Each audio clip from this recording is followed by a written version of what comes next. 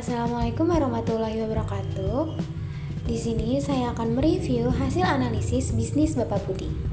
Secara keseluruhan, bisnis Bapak Budi menunjukkan potensi yang menjanjikan dengan fondasi yang kuat, yaitu produk berkualitas unggul. Ini adalah aset utama. Kualitas produk yang baik adalah daya tarik utama bagi pelanggan dan dapat menjadi keunggulan kompetitif yang berkelanjutan. Hubungan tim yang solid, kerjasama tim yang baik menciptakan lingkungan kerja yang positif, meningkatkan produktivitas, dan memfasilitasi penyelesaian masalah. Namun, untuk mewujudkan potensi penuh dan memastikan pertumbuhan berkelanjutan, beberapa area perlu mendapatkan perhatian serius. Fokus pada pelanggan. Kualitas produk yang unggul menunjukkan pemahaman yang baik tentang kebutuhan dan harapan pelanggan.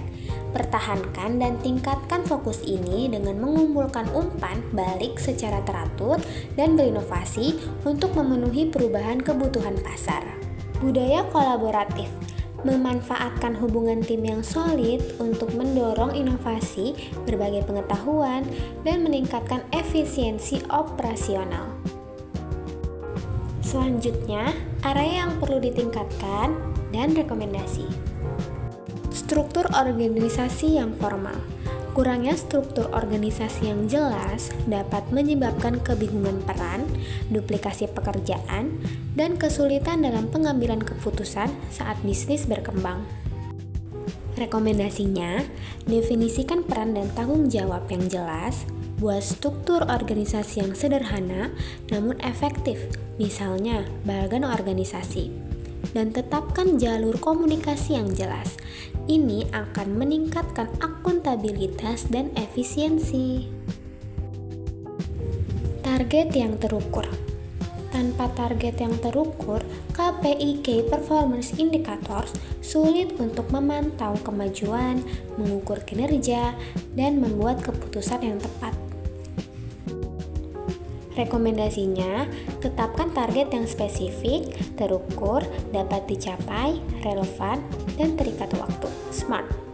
Contohnya, peningkatan penjualan bulanan sebesar 10%, pengurangan biaya produksi sebesar 5% dalam 3 bulan, peningkatan kepuasan pelanggan sebesar 5% dalam setahun. Sistem manajemen formal. Sistem manajemen informal mungkin cukup untuk skala kecil, tetapi tidak akan efektif untuk pertumbuhan yang berkelanjutan. Rekomendasinya, implementasikan sistem manajemen yang lebih formal, termasuk prosedur operasional standar (SOP), mendokumentasikan proses-proses penting untuk memastikan konsistensi dan kualitas. Sistem keuangan, melacak pendapatan, pengeluaran, dan profitabilitas secara akurat. Manajemen inventaris, mengelola stok bahan baku dan produk jadi secara efisien. Sistem penjualan dan pemasaran, melacak prospek, mengelola hubungan pelanggan, dan mengukur efektivitas kampanye pemasaran.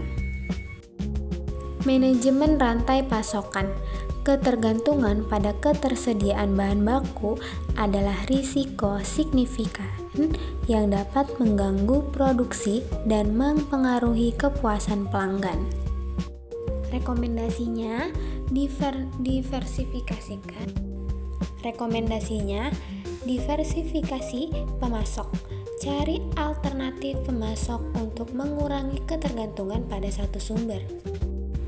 Kontrak jangka panjang. Pertimbangkan untuk membuat kontrak jangka panjang dengan pemasok utama untuk mengamankan pasokan dan harga. Manajemen stok yang optimal. Implementasikan sistem manajemen inventaris yang efektif untuk memastikan stok yang memadai tanpa kelebihan. Evaluasi pemasok. Lakukan evaluasi berkala terhadap kinerja pemasok untuk memastikan kualitas dan keandalan. Kesimpulan, Bisnis Bapak Budi memiliki pondasi yang kuat dengan mengatasi kelemahan dalam struktur organisasi, penempatan target, sistem manajemen, dan manajemen rantai pasokan. Bisnis ini dapat mencapai pertumbuhan yang signifikan dan berkelanjutan. Investasi dalam area-area ini akan memberikan imbalan yang besar dalam jangka panjang.